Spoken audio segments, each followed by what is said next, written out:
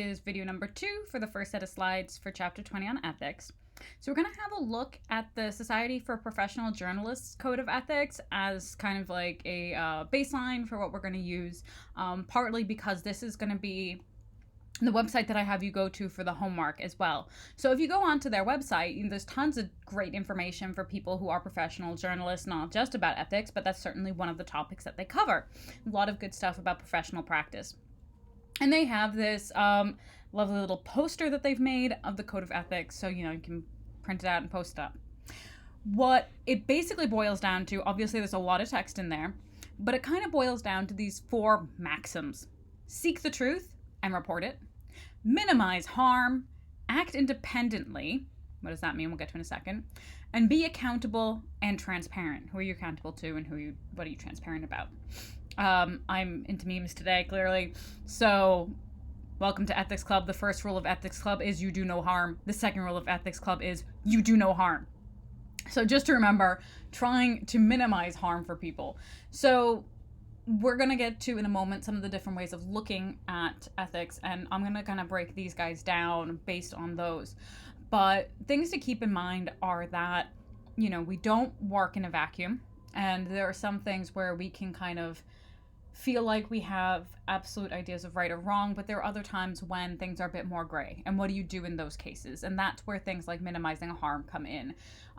We don't take a Hippocratic oath in the media. Where doctors take an oath that says first, do no harm.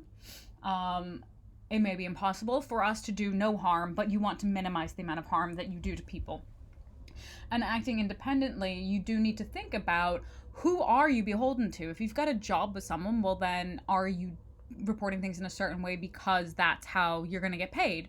Are you telling the truth, or are you telling the truth that someone wants to hear? Are you beholden to your sources as well as to your boss?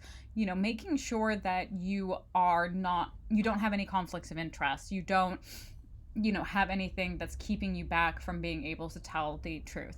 And that's where accountability comes in, where you're accountable to a number of different groups. You're accountable to the public, you're accountable to your community, you're accountable to your boss, you're accountable to your peers and, your colleagues. So there's a lot of different intersecting kind of needs and wants that happen, whether we like it or not. Like, we don't operate in a vacuum.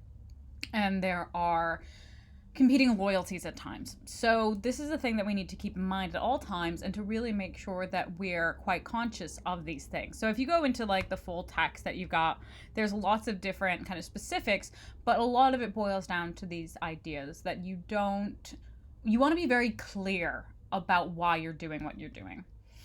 There's other associations that have similar codes. You've got the American Business Media, American Society of Businesses Press Editors, American Society of Magazine Editors, International Association of Business Communicators, and the Public Relations Society of America, which we talked about when we talked about public relations and how they have their code of ethics to try to make sure that there isn't necessarily any intervention from the government. So again, similarly, that's one of the reasons why we talk about ethics with journalists. So there are many associations and news organizations that have their own codes. Some of them are enforced and some of them aren't. Now, for the most part, things like these associations, they're not going to have really enforceable rules. But if you're working for a news organization who is your employer, then their ethical codes can be enforced in terms of either monetary deductions, or you could be dismissed from your job. Again, with the rights that are set out in the First Amendment, there is a rationale for those rights. They don't exist in a vacuum. They are there to safeguard how our democracy works, and if it stops serving that function, that's kind of, again, the limit of freedom of speech. So again, as journalists, we need to be aware that this isn't like an absolute, free reign to do whatever you want.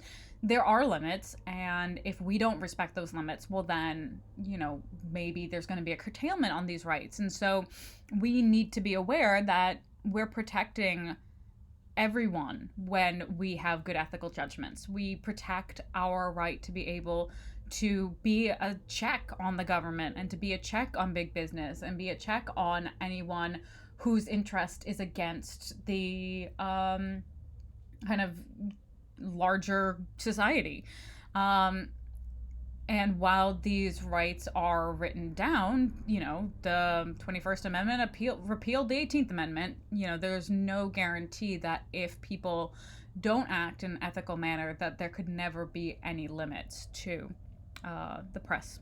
So we want to make sure that we kind of protect ourselves and we protect future generations and we protect our society by being as ethical as possible. And also, again, we're talking about the example of what's happening now. You want to physically protect people. You want to make sure that your reporting doesn't cause actual physical harm to people.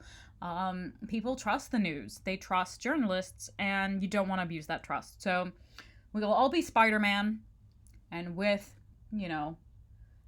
great power comes great responsibility.